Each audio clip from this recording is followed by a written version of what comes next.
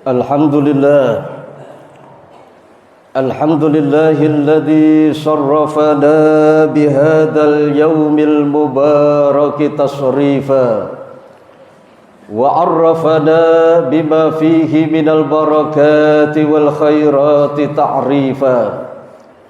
Asyhadu an la ilaha illallah wahdahu la syarika lah, syahadatan takunu lana fil jinani kanzan ma'rufa. Wa ashhadu anna sayyidana Muhammadan abduhu wa rasuluh alladhi kana bikullil khairati mawsufa. Allahumma fasalli wa sallim wa barik ala hadan nabiyil karim wal rasulis sayyidis sanadil azim dil qalbir rahim Sayyidina Muhammad wa ala alihi wa ashabihi salatan wa salaman daimaini mutalazimain ma damal khairu ma'lufa amma ba'd. Faya ibadallah, usikum wa nafsi wa iyaya bitaqwallah wa ta'atihi faqad fazal muttaqun.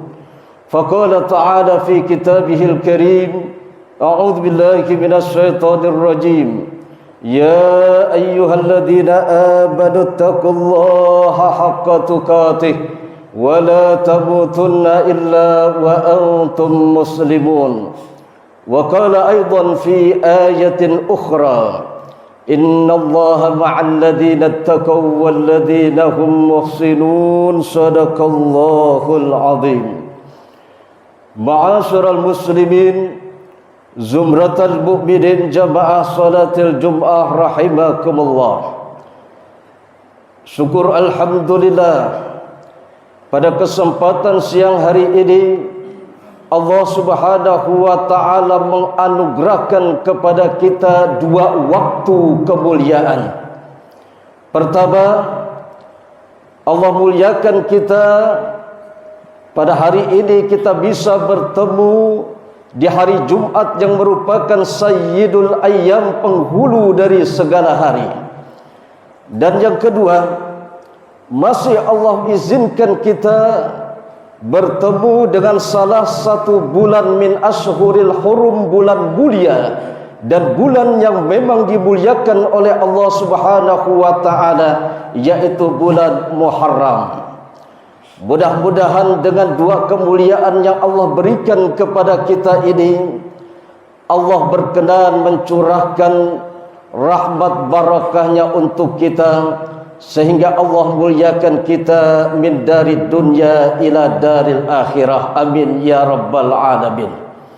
Ma'asyiral muslimin, zumratal mu'minin, jamaah salatil jum'ah rahimakumullah. Tanpa terasa saat ini kita berada pada Jumat terakhir di bulan Muharram 1445 Hijriah. Tepatnya kita berada di tanggal 24 Muharram 1445 Hijriah. Dan telah kita maklumi bersama bahwa bulan Muharram adalah merupakan salah satu bulan min ashhuril hurum, yaitu 4 bulan yang mulia dan dimuliakan oleh Allah Subhanahu wa taala, di mana Allah Subhanahu wa taala berfirman di dalam surah At-Taubah, faqala ta'ala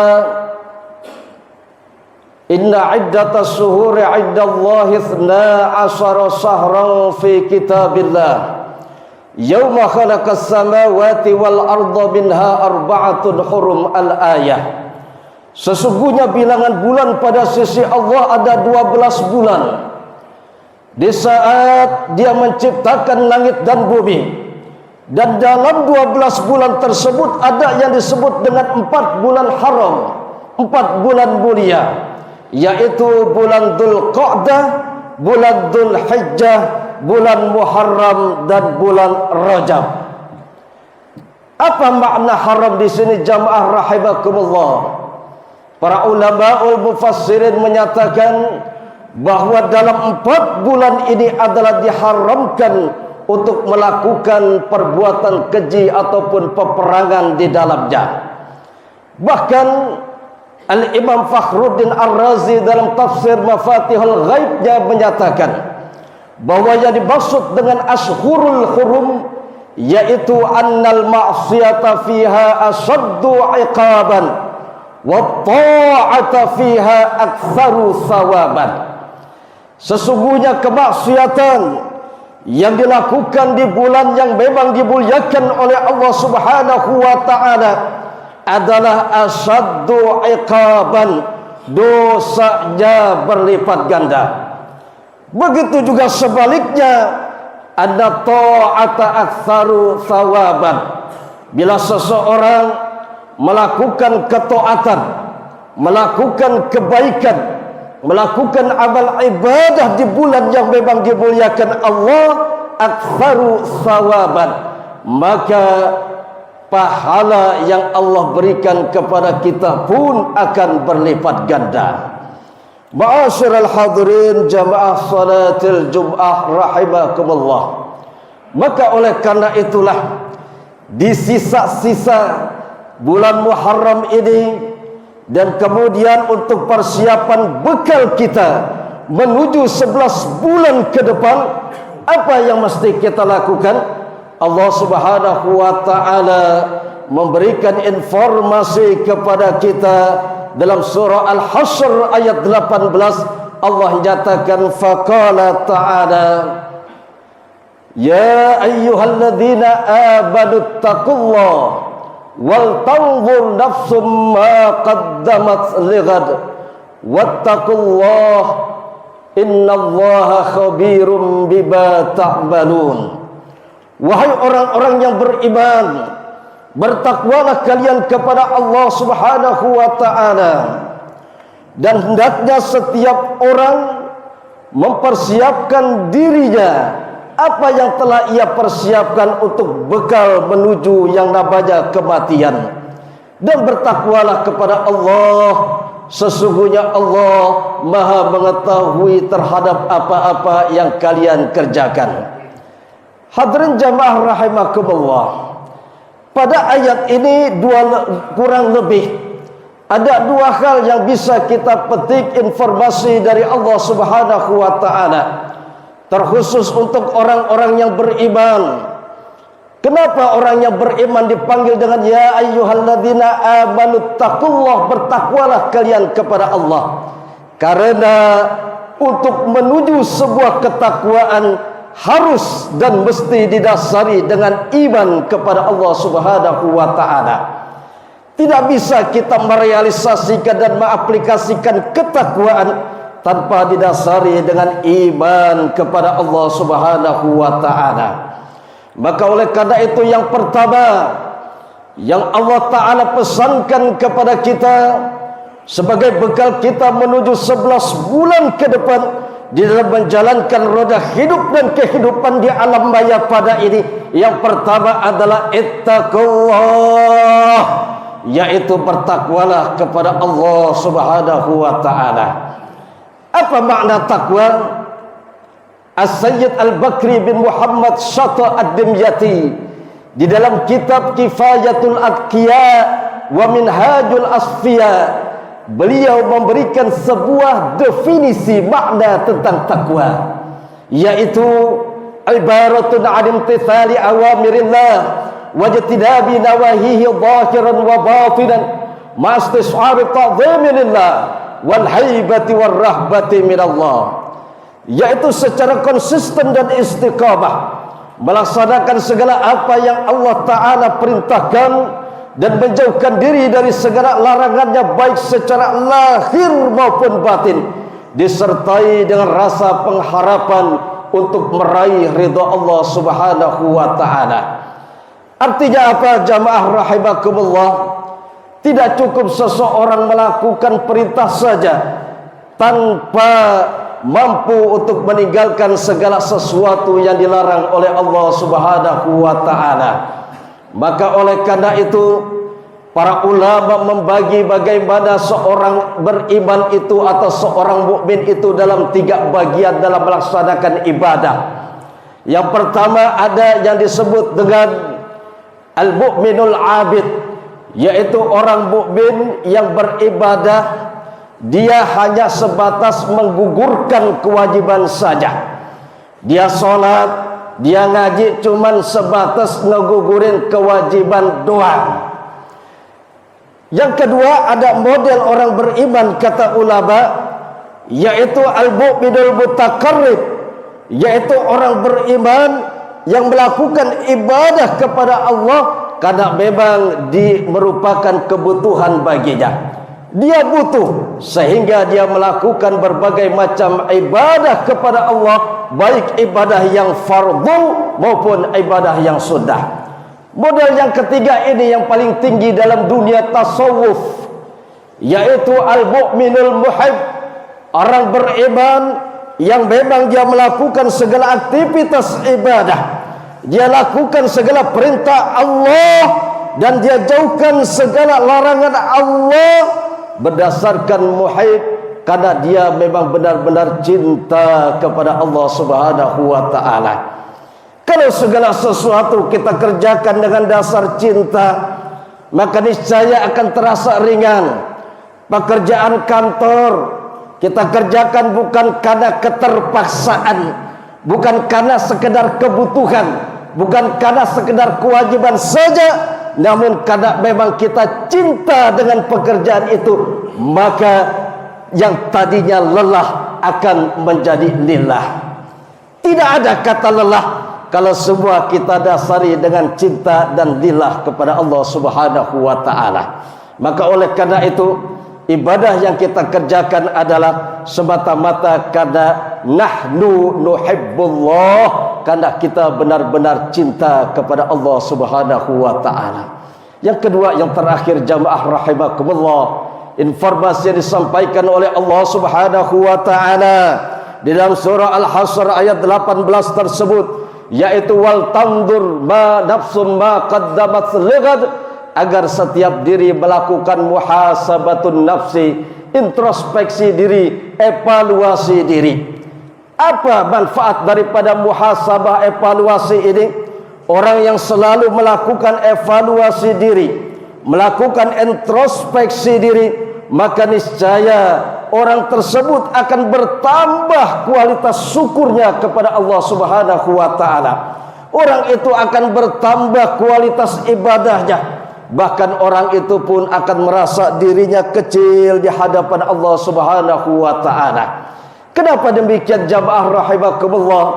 Karena kemuliaan yang Allah berikan kepada kita bukan karena kita adalah seorang pejabat, bukan karena kita seorang presiden, bukan karena kita seorang anggota DPR, legislatif dan lain sebagainya, namun kemuliaan yang Allah berikan kepada kita. Apakah kita ini bangga dengan ilmu kita? Apakah kita bangga dengan harta kita? Apakah kita bangga dengan jabatan kita? Semua ilmu, harta dan jabatan, inna lillahi wa inna ilaihi raji'un, kembali kepada Allah dan pasti akan dipinta pertanggungjawabannya di mahkamah Allah Subhanahu wa taala. Lalu kenapa sampai saat ini Allah masih memuliakan kita? Kenapa orang masih segan dengan kita? Orang masih hormat dengan kita? Apakah kita hebat? Tidak.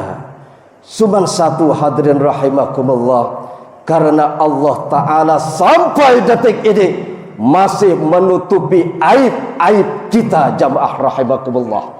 Kalau sudah Allah buka aib seseorang, tanzu'ul mulka mimman tasha, tu'izzu man tasha wa tu'izzu man tuzizzu man tasha wa tudhillu man tasha. Allah berkehendak untuk mengangkat derajat seseorang, Allah pun berkehendak untuk merendahkan seseorang. Kita mulia bukan karena kita banyak ilmu, kita seorang kiai, kita seorang ulama. Kita mulia bukan karena kita kaya harta, karena jabatan kita, bukan. Tapi saat ini orang masih memuliakan kita karena satu, Allah masih menutupi aib-aib kita. Semoga 1445 Hijriah dan 11 bulan ke depan menjadi pijakan kita, motivasi kita untuk senantiasa kita melakukan muhasabah. Semoga Allah Ta'ala senantiasa melimpahkan kekuatan lahir dan batin untuk kita, mampu melaksanakan segala apa yang Allah Ta'ala perintahkan dan menjauhkan diri dari segala larangannya. Terakhir, Al-Imam Ahmad bin Athaillah As-Sakandari dalam kitab hikamnya beliau menyebutkan, rubba umrin ittasa'at abaduhu wa qallat amdaduhu, wa rubba umrin qalilatun abaduhu kathiratun abadu amdaduhu.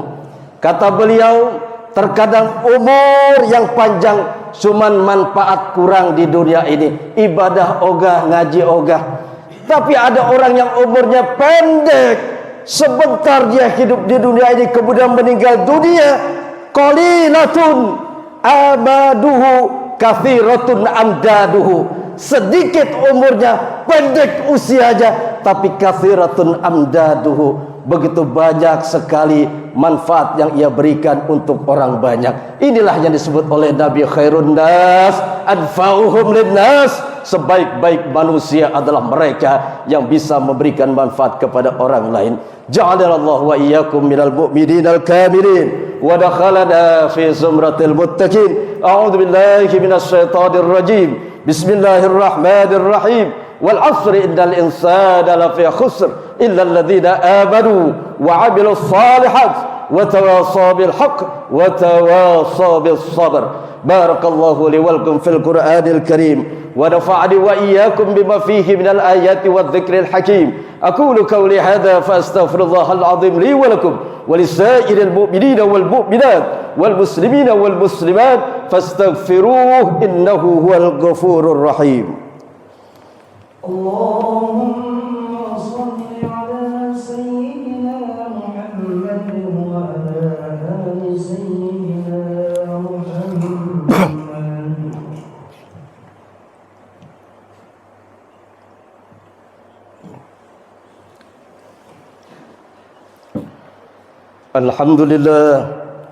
الحمد لله حمدا كثيرا كما أمر. أشهد أن لا إله إلا الله وحده لا شريك له إرغاما لمن جحد به وكفر. وأشهد أن سيدنا محمدا عبده ورسوله سيد الخلائق والبشر. اللهم صل وسلم وبارك على سيدنا محمد وعلى آله وأصحابه التابعين ومن تبعهم بإحسان إلى يوم الدين. أما بعد، فيا عباد الله، أوصيكم ونفسي وإياي بتقوى الله وطاعته فقد فاز المتقون. إن الله وملائكته يصلون على النبي يا أيها الذين آمنوا صلوا عليه وسلموا تسليما. اللهم صل على سيدنا محمد وعلى آل سيدنا محمد كما صليت على سيدنا إبراهيم وعلى آل سيدنا إبراهيم في العالمين إنك حميد مجيد. وارض اللهم عن أربع الخلفاء الراشدين سيدنا أبي بكر وعمر وعثمان وعلي رضي الله عنهم وعن بقية الصحابة وقرابة رسول الله أجمعين. وارض اللهم عنا وعنكم برحمتك يا أرحم الراحمين. اللهم اغفر للمؤمنين والمؤمنات والمسلمين والمسلمات الأحياء منهم والأموات. اللهم انصر من نصر الدين واخذل من خذل المسلمين واجعل بلدتنا هذه بلدة طيبة تجري فيها كبك وسنة رسولك يا حي يا قيوم يا إلهنا وإله كل شيء. هذا حالنا يا الله لا يخفى عليك. اللهم ارفع عنا الغلاء والبلاء والوباء والفحشاء والمنكر والبغي والسيوف المختلفة والشدائد والمحن ما ظهر منها وما بطن من بلدنا هذا إندونيسيا خاصة ومن بلدان المسلمين عامة إنك على كل شيء قدير. ربنا آتنا في الدنيا حسنة وفي الآخرة حسنة وقنا عذاب النار والحمد لله رب العالمين. عباد الله، إن الله يأمر بالعدل والإحسان وإيتاء ذي القربى وينهى عن الفحشاء والمنكر والبغي يعظكم لعلكم تذكرون. فاذكروا الله العظيم يذكركم واشكروه على نعمه يزدكم واسألوه من فضله يعطيكم ولذكر الله أكبر. أقيموا الصلاة. الله أكبر الله أكبر لا إله إلا الله. أشهد أن محمدا رسول